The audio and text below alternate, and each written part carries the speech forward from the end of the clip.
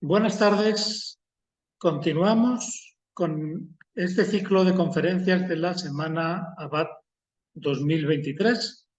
Nos acompaña esta tarde Verónica Jerez Brenes, docente de la Universidad de Costa Rica, quien va a exponer sobre la cofradía de Nuestra Señora de Ujarrás, una reconstrucción de su historia por medio de las fuentes y métodos. Escuchemos la presentación de la señora Jerez Brenes. La siguiente conferencia está a cargo de la estimada Verónica Jerez Brenes, máster en Historia, docente e investigadora de la Escuela de Estudios Generales de la Universidad de Costa Rica y del programa Centroamérica de la Colonia a las Repúblicas, siglo XVI al XVIII, del Centro de Investigaciones Histórica de América Central. Además, es autora de diversas investigaciones sobre historia colonial de Costa Rica. Sin más preámbulo, le damos la más cordial bienvenida. Bueno, muy buenas tardes.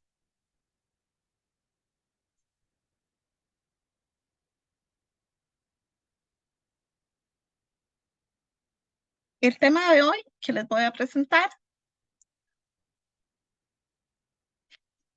es acerca de la Cofradía de Nuestra Señora de Ujarrás, una reconstrucción de su historia por medio de las fuentes y los métodos.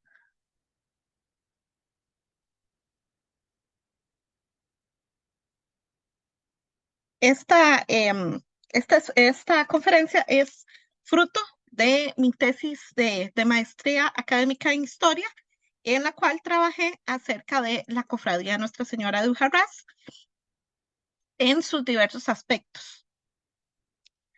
Bueno, un poco acerca de la cofradía. Bueno, esta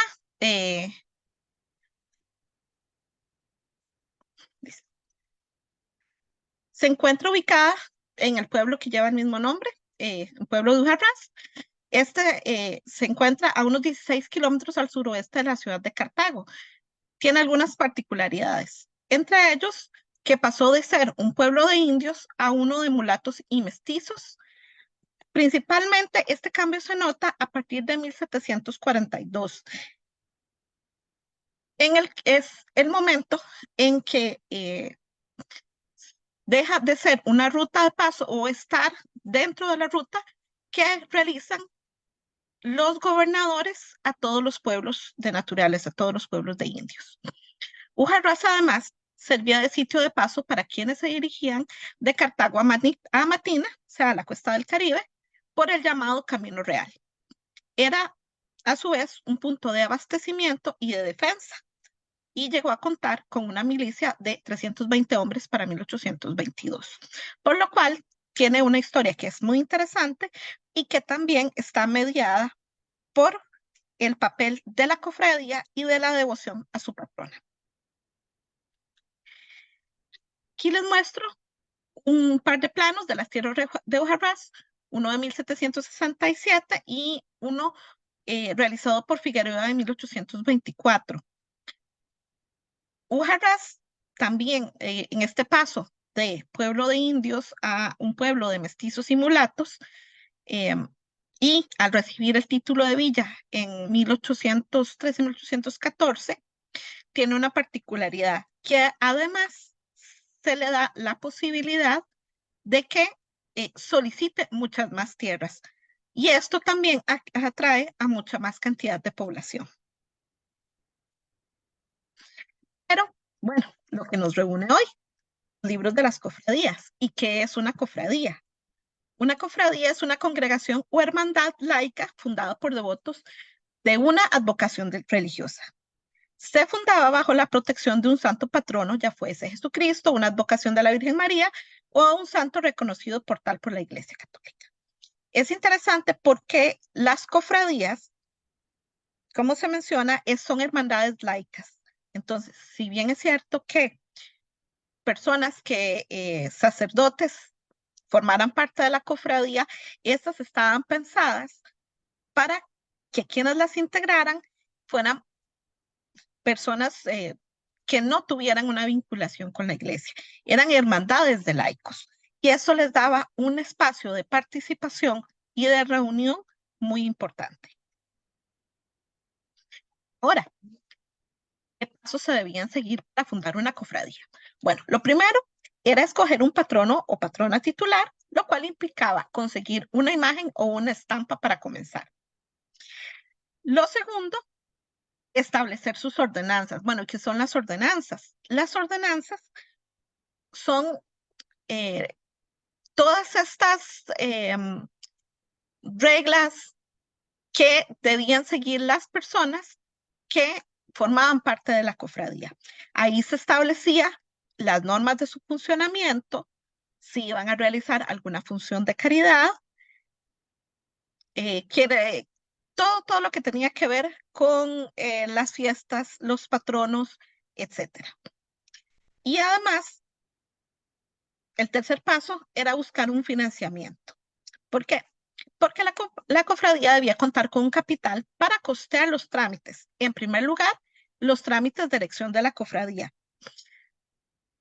Se podría decir que las cofradías tenían un periodo en el cual comenzaban a reunirse, a trabajar y demás, antes de estar debidamente erigidas. No es que fuera una cuestión ilegal, no, sino que una vez que se escogía el patrono, se establecían sus ordenanzas, se enviaba a una persona representante a León para presentar toda la documentación y así obtener el permiso para funcionar como cofradía. Por supuesto que para todo este periodo debían contar con un capital suficiente para que la persona se encargara de hacer el viaje y estarse los días que se llevaran a cabo, ¿verdad? Para que el trámite quedara finiquitado. También este financiamiento les ayudaba para levantar un templo o una ermita y además pagar los gastos de las festividades que iban a cubrir a lo largo del año. Las cofradías se enfocaban en incrementar la piedad y la devoción hacia su patrono o patrona. La cofradía era además un agente perpetuador de la devoción, como lo menciona el investigador Pierre Ragón. ¿Por qué funciona esto? Porque las cofradías le siguen dando vida a esa devoción, siguen congregando a los fieles, siguen haciendo misas, rosarios y actividades alrededor de su santo patrono. Las cofradías además vinculaban los aspectos de lo terreno y lo ultraterreno en tres ejes fundamentales. El primero era la piedad y las prácticas religiosas, porque una de sus funciones principales era fomentar esta devoción. La cofradía como objeto de estudio nos permite además entonces identificar las devociones más populares y las prácticas más religiosas seguidas por los fieles en un periodo histórico determinado. Así nos vamos a ir encontrando, por ejemplo, que se fundan en diferentes pueblos cofradías, por ejemplo, de diferentes advocaciones marianas. Y ahí vamos viendo también, por eso se menciona como populares, en el sentido de que tenían más difusión en el territorio, en la diócesis, en este caso era la diócesis de Nicaragua y Costa Rica, así como prácticas religiosas determinadas para cada una. Permite también analizar la participación de las personas y cómo éstas llevaban a cabo prácticas tanto individuales como colectivas, porque las devociones, en este caso, una devoción que puede ser personal, particular, se puede vincular de una manera colectiva.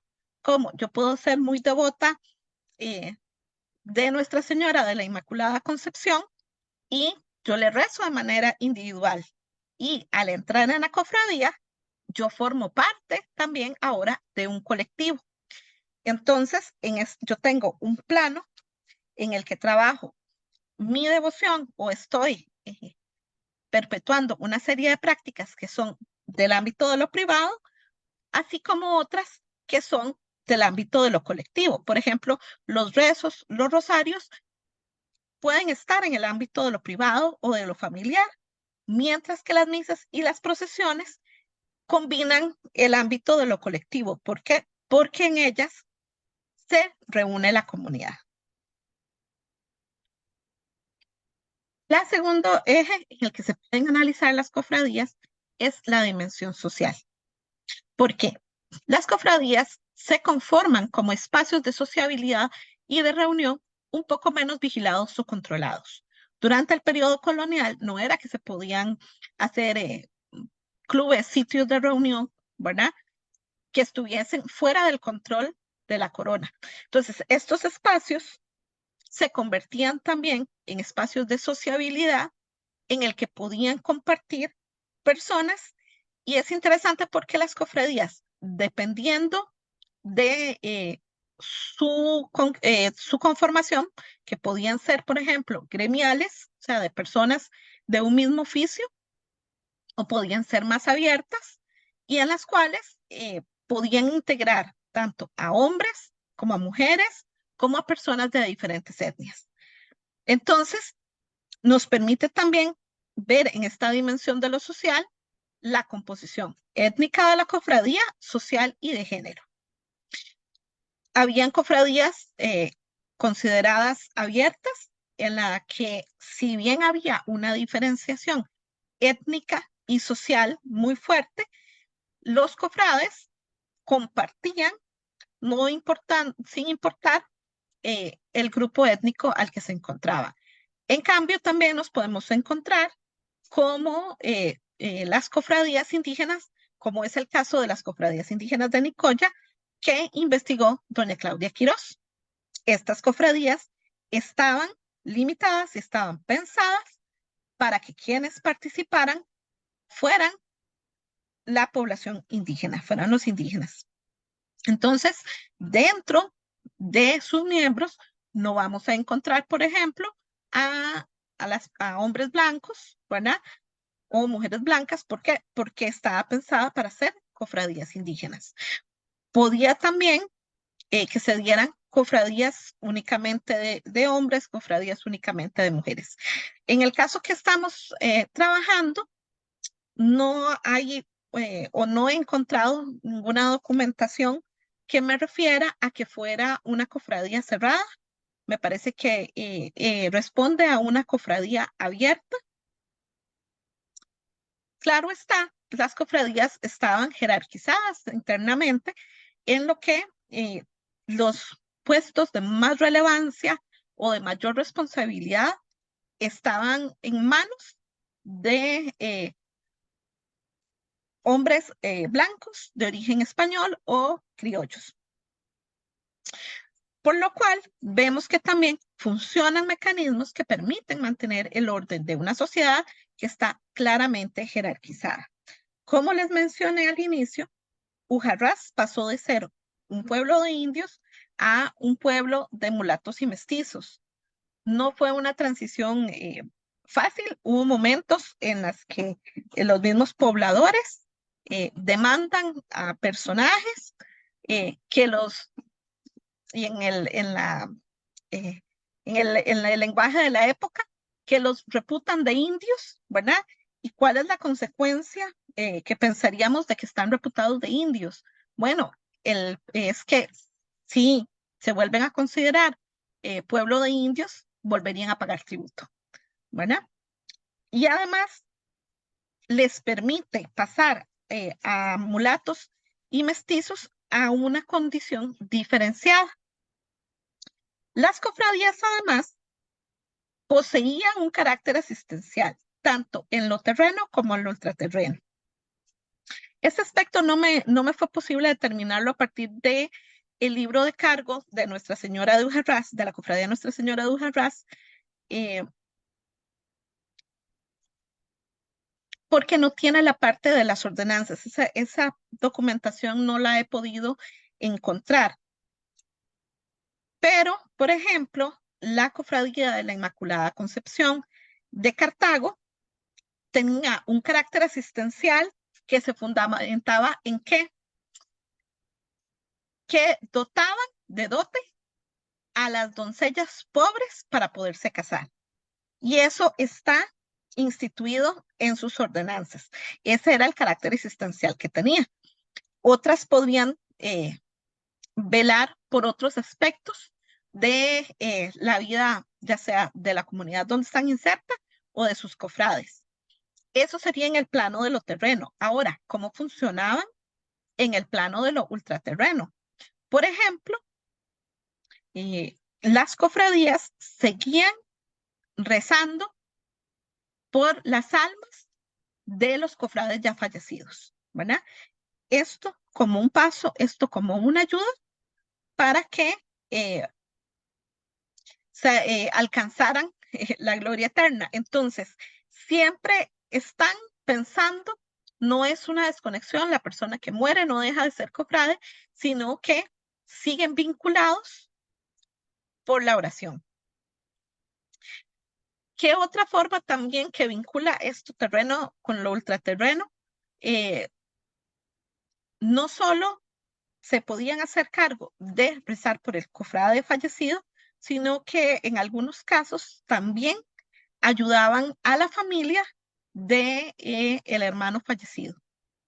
Entonces, si quedaba una viuda, si quedaban unos niños, también los miembros de la cofradía le ayudaban en este aspecto, ya fuera con dinero, ya fuera con alimentos, etc.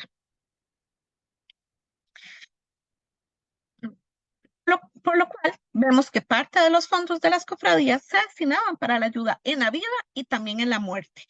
Entonces, las cofradías tenían este papel muy importante porque no dejaban abandonada a la persona y se podía recurrir a los hermanos cofrades en cualquier momento de necesidad.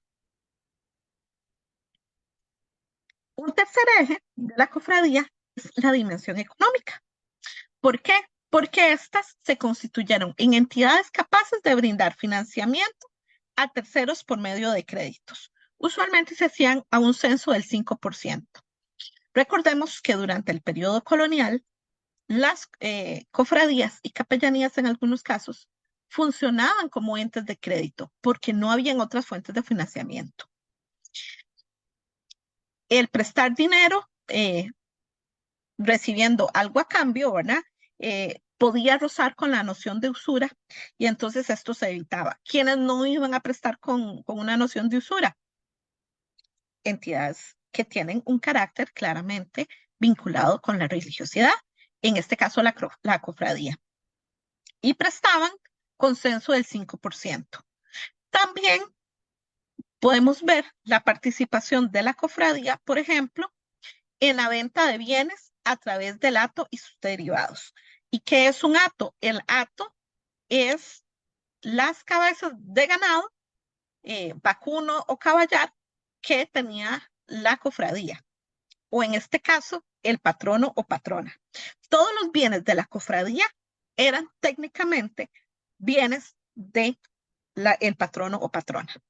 Y en los libros también podemos encontrar, y en la diversa documentación, por ejemplo, información sobre cuándo se vende ganado, que si se venden vacas, caballos, yeguas, etcétera, pero también, por ejemplo, cueros, si se vende cebo, si se hace jabón a partir de ese cebo, todo eso se encuentra también registrado. Como la cofradía debía contar con capital para financiar los trámites de elección, también necesitaba ya para su funcionamiento, ¿cómo qué? Para comprar imágenes.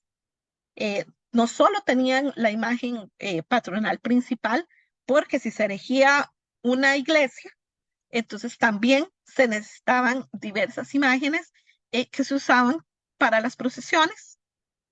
Además, por lo general, tenían una imagen que era la principal, que siempre estaba en el templo. No quiere decir que no fuera que no saliera, se llevaba a procesión. El caso de la imagen de Nuestra Señora de Ujarrás se llevaba en procesión a Cartago cuando lo ameritara, Por ejemplo, hay una solicitud de, me parece que es de 1781, en el que el Ayuntamiento de Cartago pide que se saque, se lleve la imagen de Ujarrás porque están siendo atacados por una peste. Entonces son los pocos momentos en que la imagen sale no solo a procesionar en su comunidad, sino que se traslada un poco más largo. Por lo general, había otra imagen más pequeña, que era la que se llevaba cuando se pedía limosna por los pueblos cercanos. También se compraba todo lo que se utilizara para los oficios religiosos, para el ornamento del templo y para las festividades. Entonces podemos encontrar que en los libros se anota que se compran manteles, que se compran telas para vestir a la imagen, lazos para decorar las andas de la imagen, etc.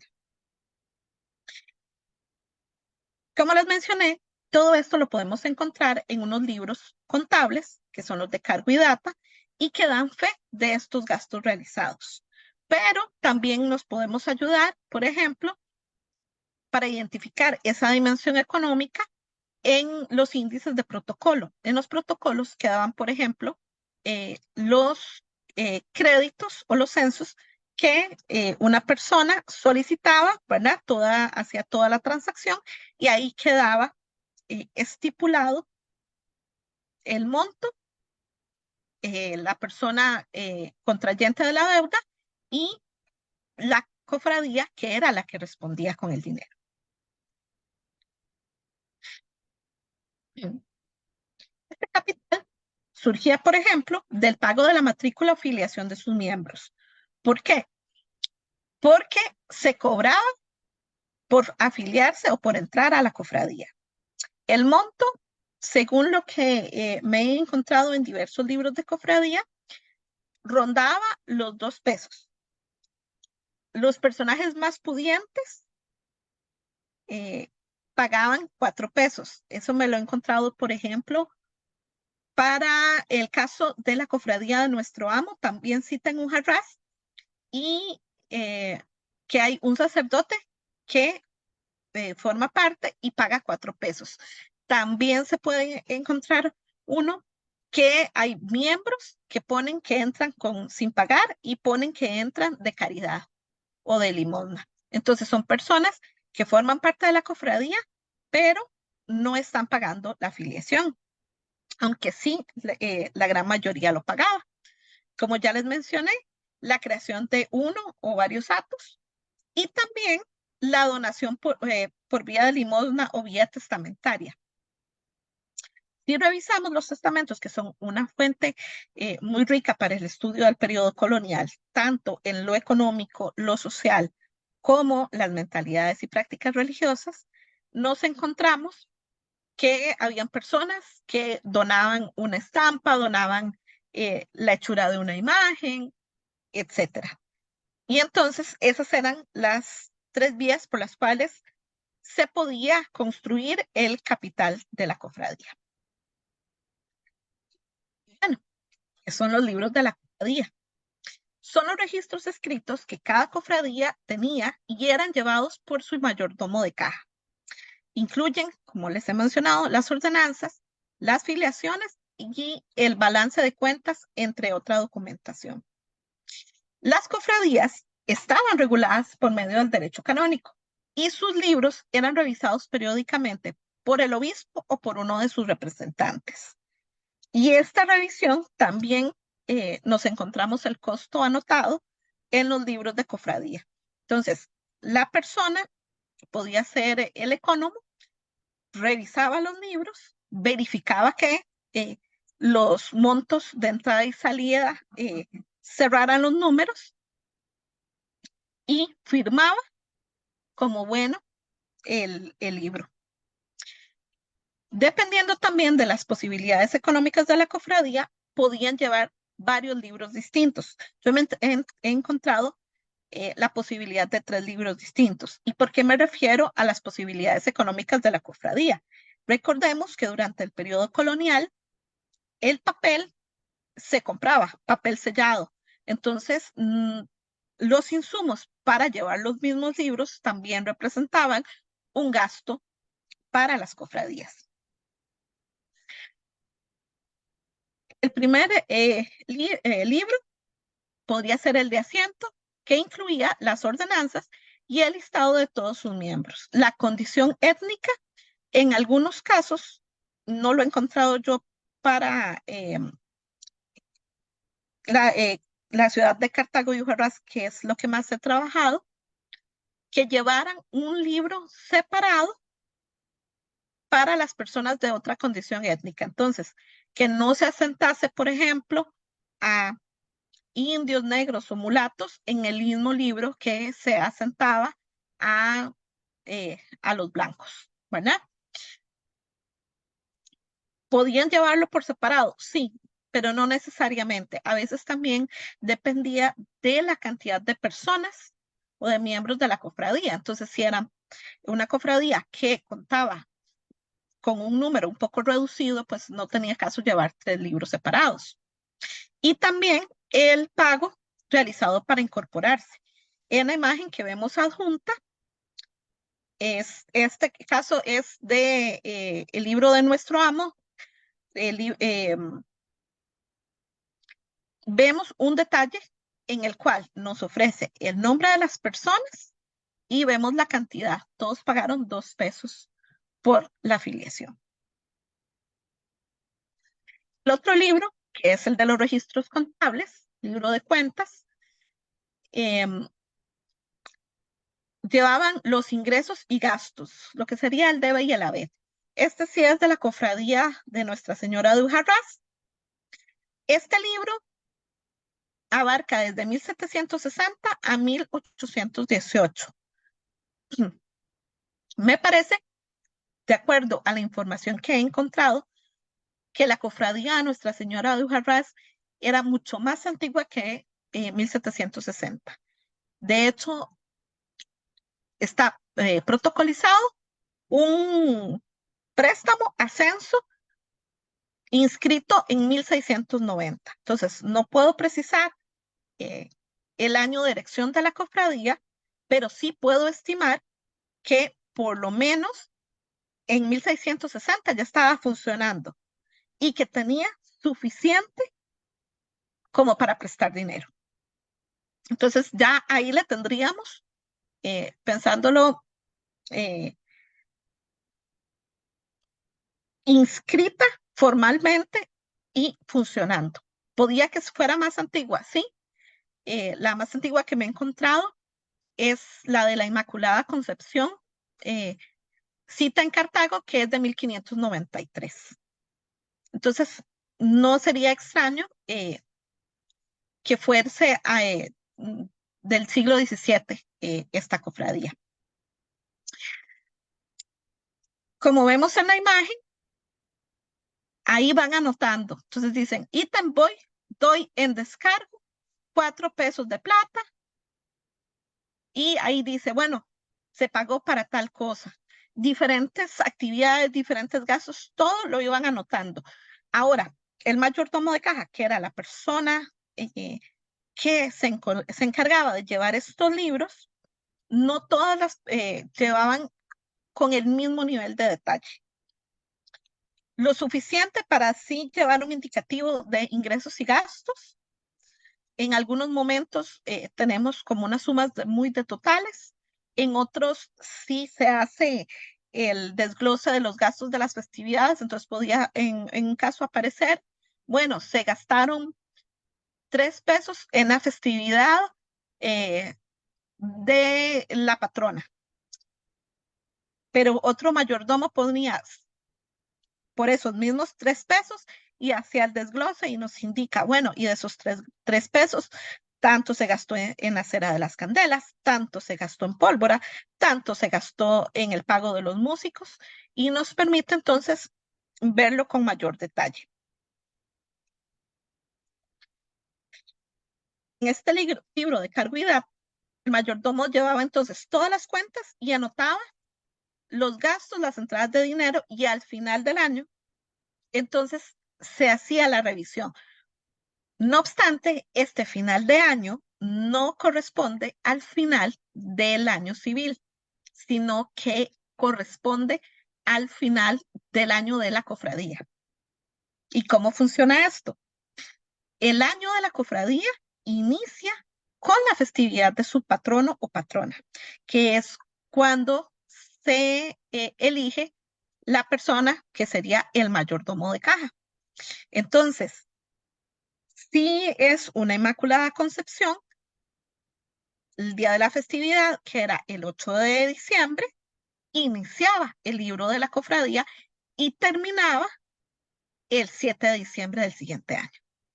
Entonces, vemos que los libros de las cofradías tienen una lógica que va a responder a un ciclo festivo en función de su santo patrono o patrona.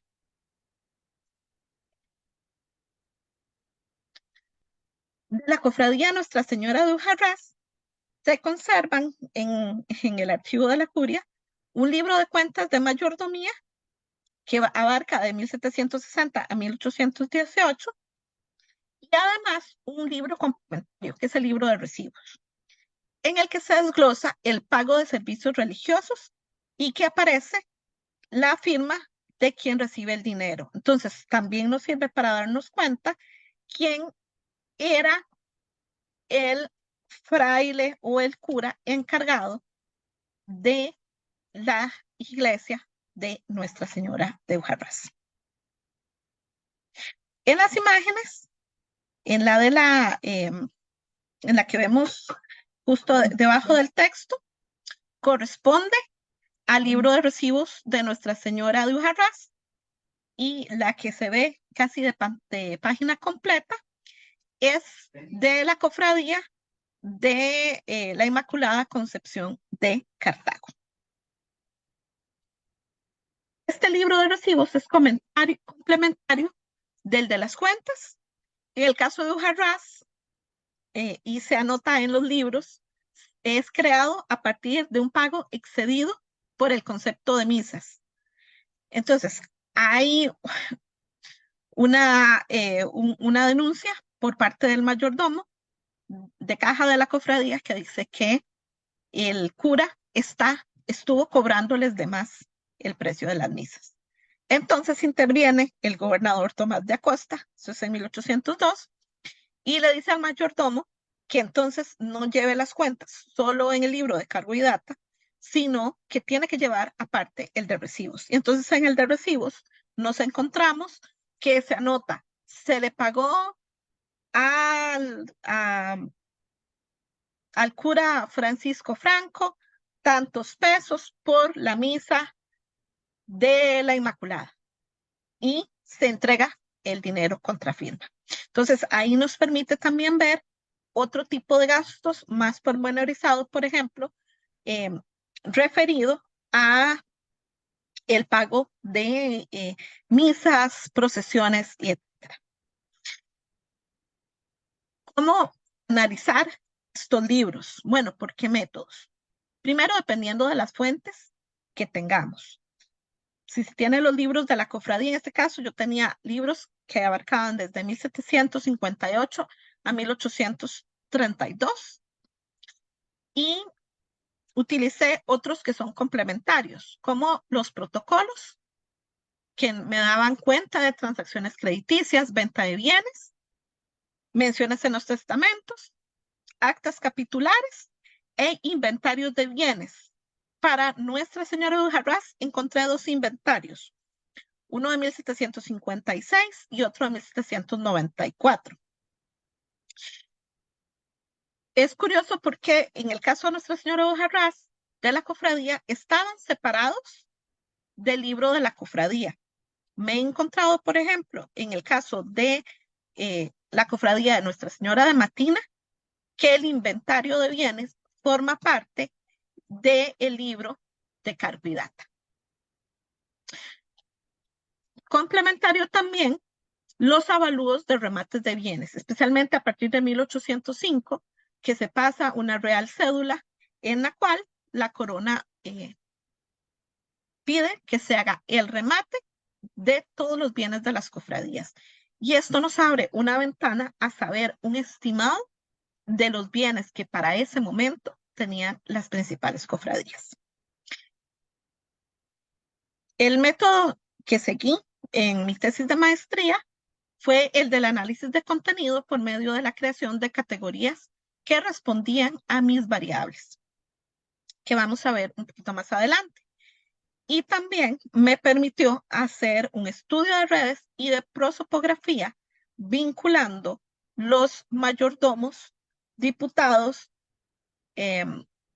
y otros integrantes de la cofradía mencionados en los documentos, por ejemplo, con su papel en la milicia, su papel en los ayuntamientos o en algún puesto de poder. Dentro de estos documentos podemos ver una estructura muy compleja. ¿Por qué?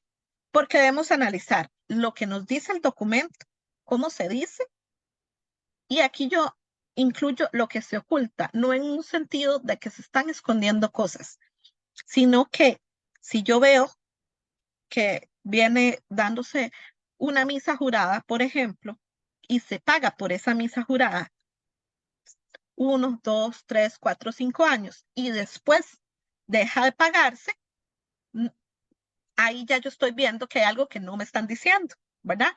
Entonces no está explícito en el libro, pero algo pasó por lo cual ya ese gasto nos está dando. También ver en qué contexto se señala la información. Entonces, podemos recurrir a que en el contexto del remate de los bienes, la información es menos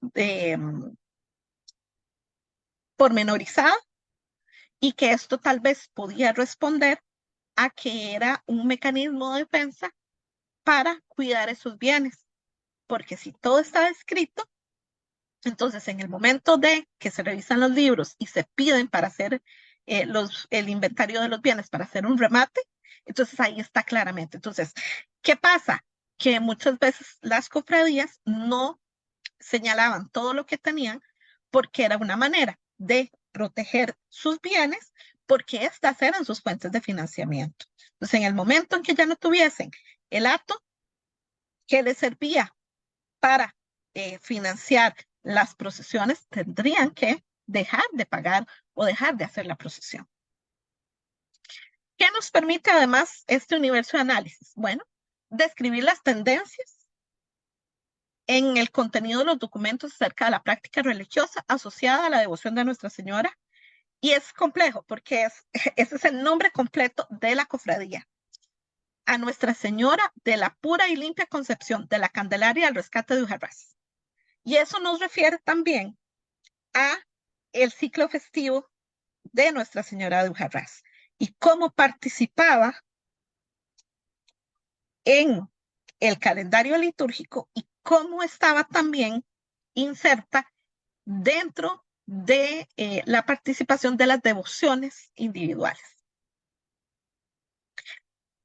Nos permite además identificar el origen étnico y social de los individuos que la conforman por medio del tratamiento que recibe, don o doña.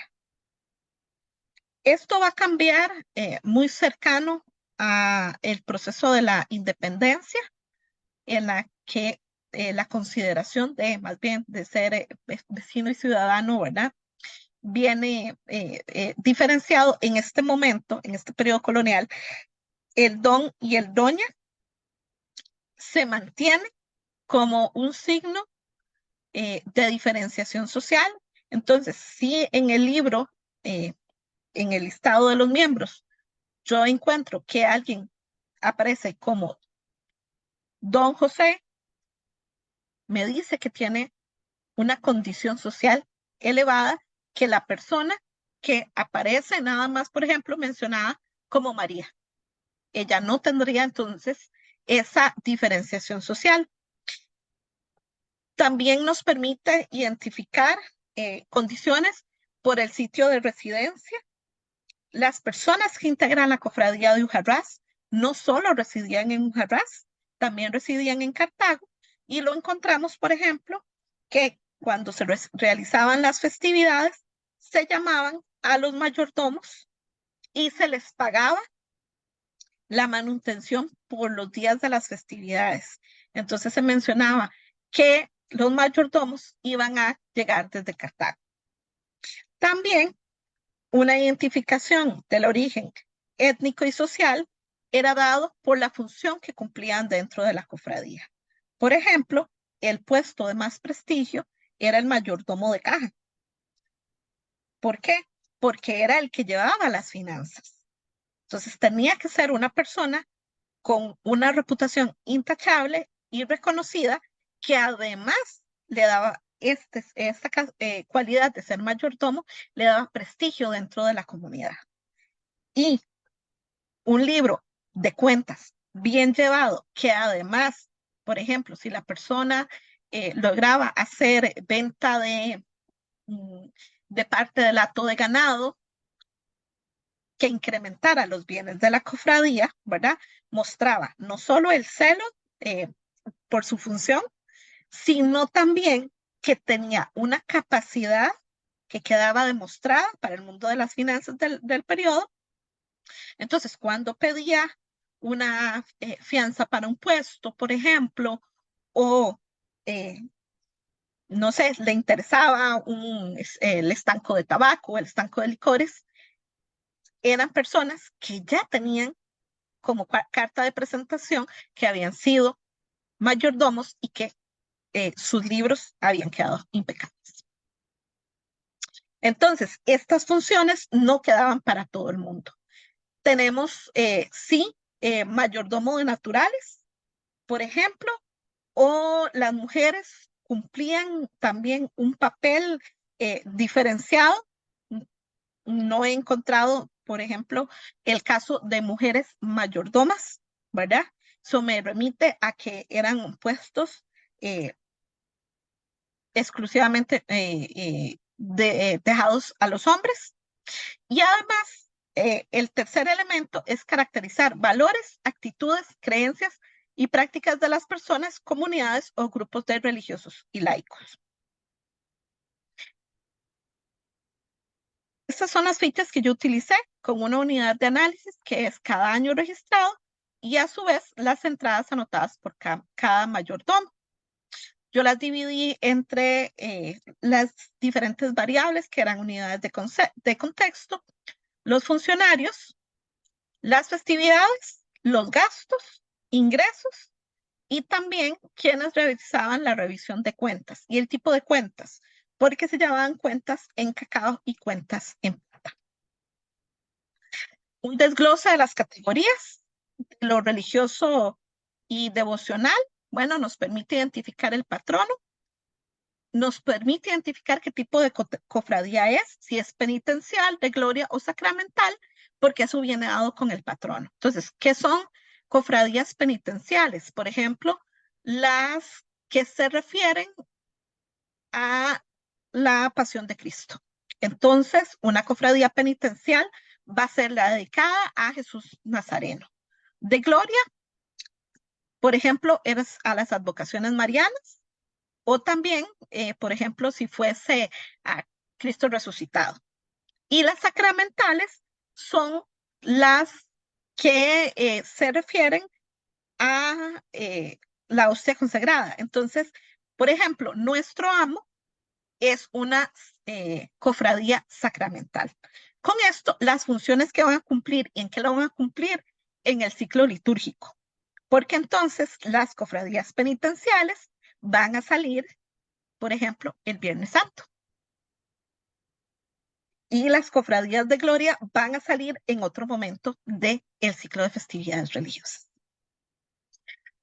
Las labores de caridad que realizaban, el ciclo festivo, las celebraciones más importantes que tenían a su cargo, porque no eran solo las referidas a su patrono, sino que participaban de otros momentos de la vida religiosa de la comunidad, los elementos simbólicos utilizados, por ejemplo, la cofradía de San Nicolás de Tolentino de Cartago, vemos que también tienen elementos simbólicos, por ejemplo, el silicio que se llevaba o el platito con las aves, que se refieren a episodios de la vida de San Nicolás de Tolentino y que tiene un carácter simbólico que sus devotos conocen y reconocen, ¿verdad? Entonces, son como códigos que permiten también estructurar esta devoción. Aquí puse entrecomillados efectos especiales, recordando al texto de la mexicana Solange Alberó, que dice que para la época la música, la pólvora y las candelas se convierten en efectos especiales. ¿Por qué? Porque transforman lo cotidiano. Entonces, si nos pensamos en un pueblo que no tiene iluminación, ¿verdad? No tiene alumbrado público porque el periodo no existe. Entonces, ver altares cargados de candelas y que además brota el olor a incienso, se oye la música, suena la pólvora, cambia toda la dinámica, nos transporta a un sentido, ya sea de celebración, festivo, de alegría o de penitencia. También nos habla del tipo de imágenes que tenían, si son imágenes de vestir, si son imágenes articuladas que se les puede cambiar la vestimenta para diversos momentos del año, cuántas imágenes sacras tienen, si salen para procesión, si son imágenes de tamaño pequeño. Todo esto nos hablan de estas categorías. En la siguiente categoría, que es lo sociodemográfico, la composición étnica de la cofradía y por género, la estructura interna y los puestos y las funciones que tienen. Mayordomo, por ejemplo, hay mayordomo de caja y mayordomo de hato. Hay diputados, los ateros, que son las personas dedicadas al cuidado del hato ganadero. Los mozos, que funcionan dentro también de las funciones del hato. Vaqueros, que se encargan también de jalar los animales, entre otros puestos. Los puestos, ¿cuáles son los de más prestigio? Por ejemplo, el del mayordomo de caja. Los lazos familiares, consanguíneos y políticos entre los cofrades, porque vemos vemos hasta generaciones, abuelos, padres, nietos, tíos, sobrinos. El registro de los puestos de mayordomo, que nos permite hacer un estudio de redes. Y también características de las formas comunitarias de devoción en las manifestaciones colectivas. ¿Por qué? Porque participan en procesiones específicas, Semana Santa, Corpus Christi u otras, pero también el orden de los participantes. En las ordenanzas de la Cofradía de San Nicolás de Tolentino queda muy claro quiénes tienen que ir en cuál orden, y entonces los puestos que van al inicio son los de mayor prestigio.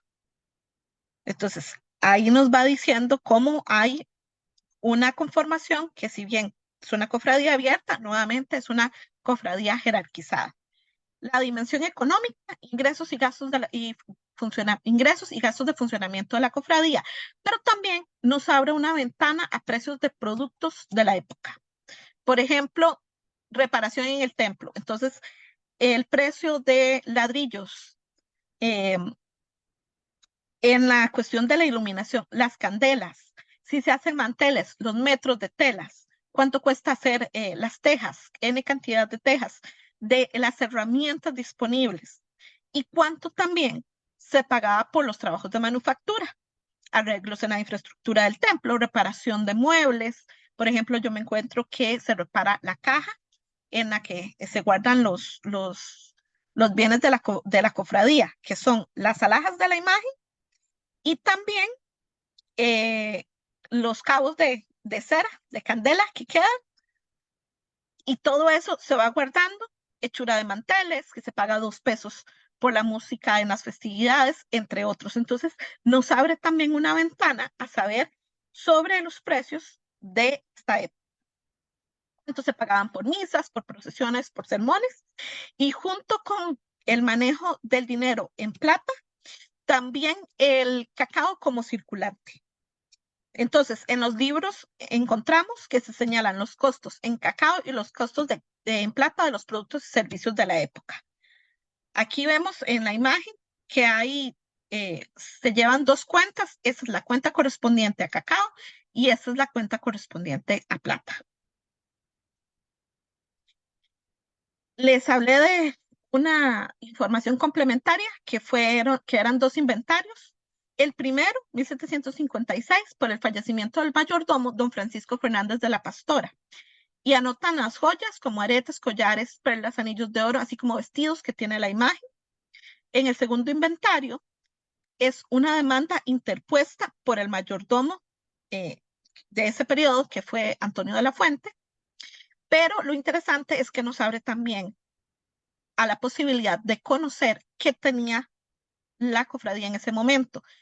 Y se anota en el documento que tenía 800 reses de principal y no tenía deuda alguna de pagar. O sea, no tenía deudas la cofradía, cuando en este pie hizo dicho señor los suplementos que ahora cobra, y al ingreso la cobra a la administración el que responde los libros de su cargo, o sea, le cobra al mayordomo actual, y además de esto ha tenido que pagar 200 pesos que por este juzgado se le mandó a pagar de obenciones al reverendo padre cura de aquel pueblo. O sea, también se encargó de pagar los gastos. Dice, bueno, me quedo debiendo a la cofradía y yo ahora necesito que se me pague de vuelta. Incluí este documento, que es de la cofradía de Nuestra Soledad de Cartago. No lo tengo o no lo he encontrado para la cofradía de Nuestra Señora de Ujarrás, pero los dibujos que aparecen aquí es el fierro con el que se marcaba el hato y podían diferenciar las reses. Para ir cerrando, datos geográficos nos permite conocer cómo se vinculaban los distintos espacios, sitios. Por ejemplo, Ujarrás, binomio Ujarrás-Cartago, si se llevaba la imagen a Cartago, la gente que venía de Cartago a Ujarrás con el voto jurado. Pero aparecen otros lugares, como Bagaces, Avangares, Poás y Matina. Bagaces, Avangares y Poás eran los sitios en los que se movía el hato. Entonces, dependiendo del momento del año, se llevaba de un lado a otro el hato ganadero de la imagen. Y nos encontramos las menciones a Matina. ¿Por qué? Porque el cacao se encontraba en Matina. Entonces, por ejemplo, iban a pedir limosna a Matina y la gente lo que daba eran zurrones rellenos con semillas de cacao. A veces se prestaban de camino, ¿verdad? Porque decían que era también un riesgo venir con los zurrones. Pero entonces nos da una dimensión de cómo funcionaba esta dimensión económica dentro de un espacio geográfico. Y además se mencionan dentro de los libros los sitios de demanda, o sea, dónde se iban a pedir limosna. Entonces, que se va a pedir limosna a los valles. Entonces, ahí nos va diciendo, bueno, qué pueblos son los que se visitan. Un balance de la información que tuve de la cofradía Nuestra Señora de Ujarrás, bueno, que tenía a cargo dos festividades principales, por eso tenía un nombre tan largo.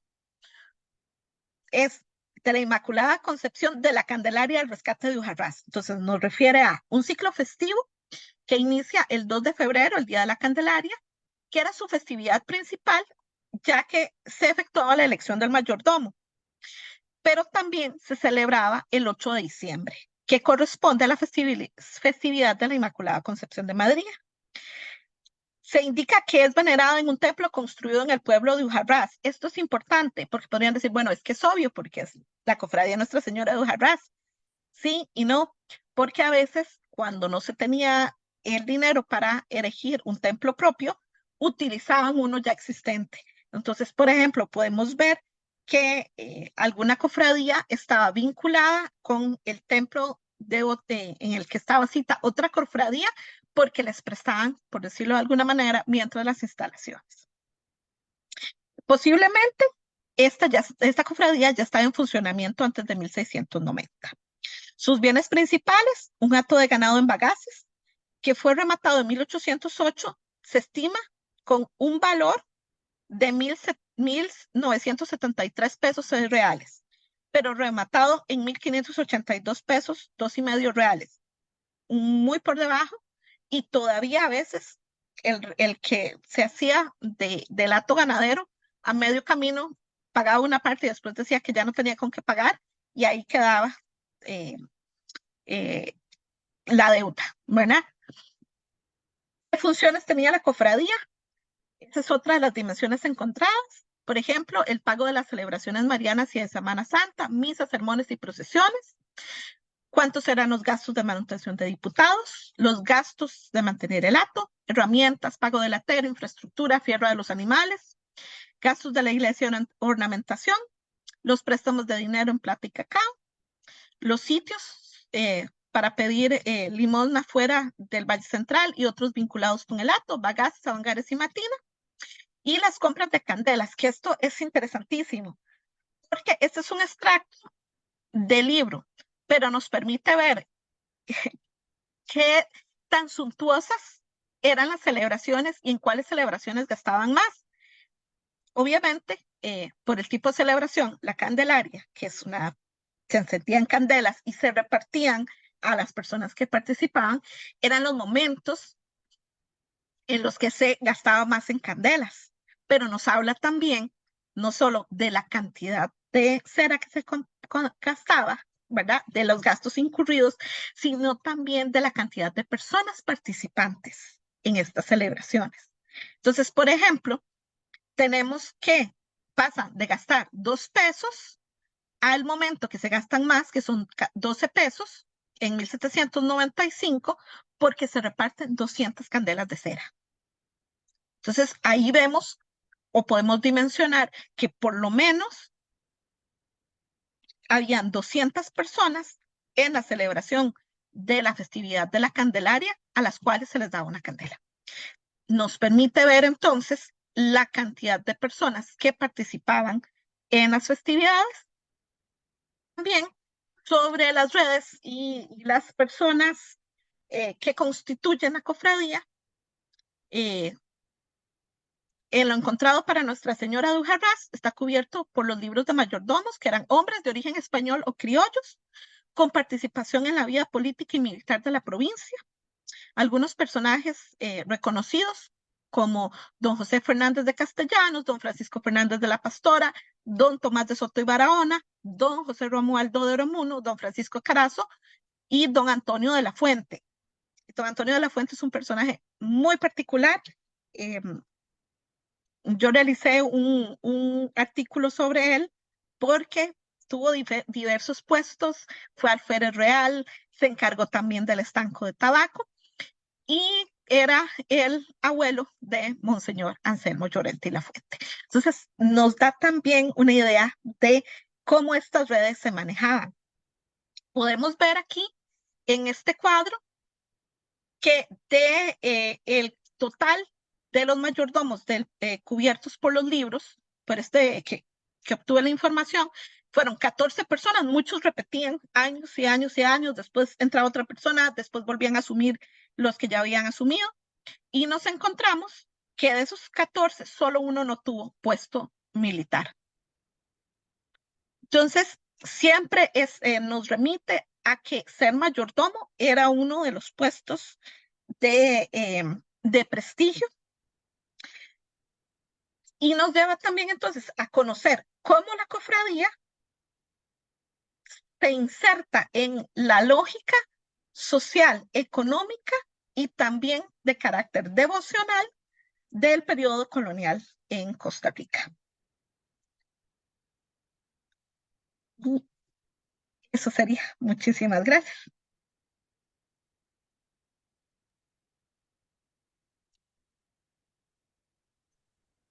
Muchísimas gracias, Verónica, por exponer sobre su investigación y sobre las distintas facetas de la cofradía colonial, ¿verdad? Y sus fuentes. Efectivamente, Verónica es autora de un trabajo de maestría titulado La devoción a Nuestra Señora de la Pura y Limpia Concepción de la Calendaria del rescate de Ujarrás, un estudio de la mentalidad religiosa en Costa Rica, 1593-1852, en el que estudia las prácticas religiosas asociadas a esta devoción, de razón por la cual pues, le propusimos participar en este ciclo dedicado a las cofradías. Así que muchísimas gracias, muy interesante su exposición. Daniel, ¿tenemos algún comentario de Facebook? De momento tenemos varios comentarios. Dice Rosa Matilde Portilla Guzmán: buenas tardes, felicitaciones, muy ilustrativas las charlas. Fernando A. Muñoz Mora: muy buen trabajo, muchas gracias. María Clara Vargas Uyel: muchas gracias, excelente conferencia.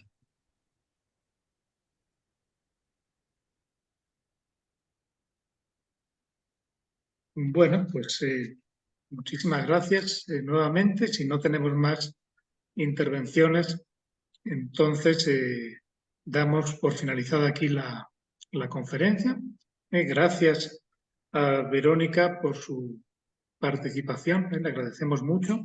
Un gusto. Y les invitamos a la conferencia de mañana sobre los fondos y series documentales de cofradías que están en este archivo, en el archivo histórico arquidiocesano, conferencia con la que ya cerraríamos el ciclo, ¿verdad? Pablo, tenemos una pregunta por parte de María Clara.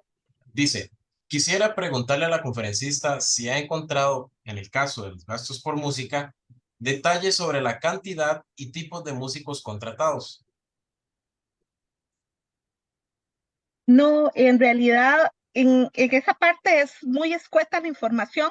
Lo único que he logrado determinar es que se pagaban 2 pesos de cuerdas. Eso nos indica tal vez, para el caso de Nuestra Señora de Ujarrás, que eran instrumentos de cuerda, pero no precisan, digamos, la cantidad de músicos que intervenían ni el tipo de música que se tocaba.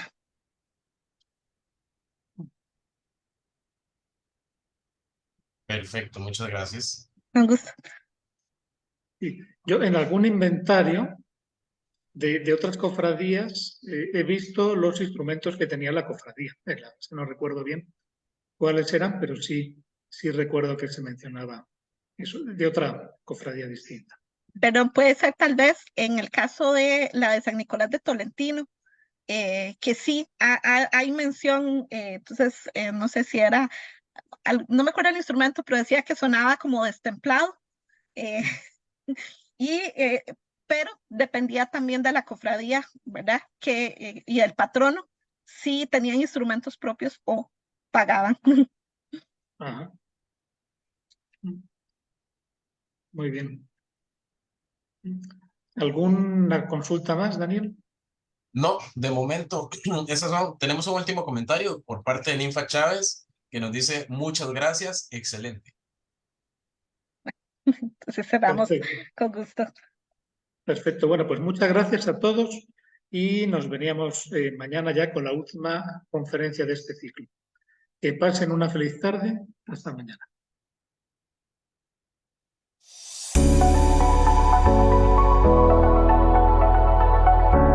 Este viernes 17 de noviembre a las 2 de la tarde, no se pierdan nuestra conferencia Series documentales de cofradías en el Archivo Histórico Arquidiocesano de San José, a cargo de Pablo Durán Vaquerizo. Síganos en Facebook como ABACR, Archivo Histórico Arquidiocesano, comprometido con un mejor servicio cada día.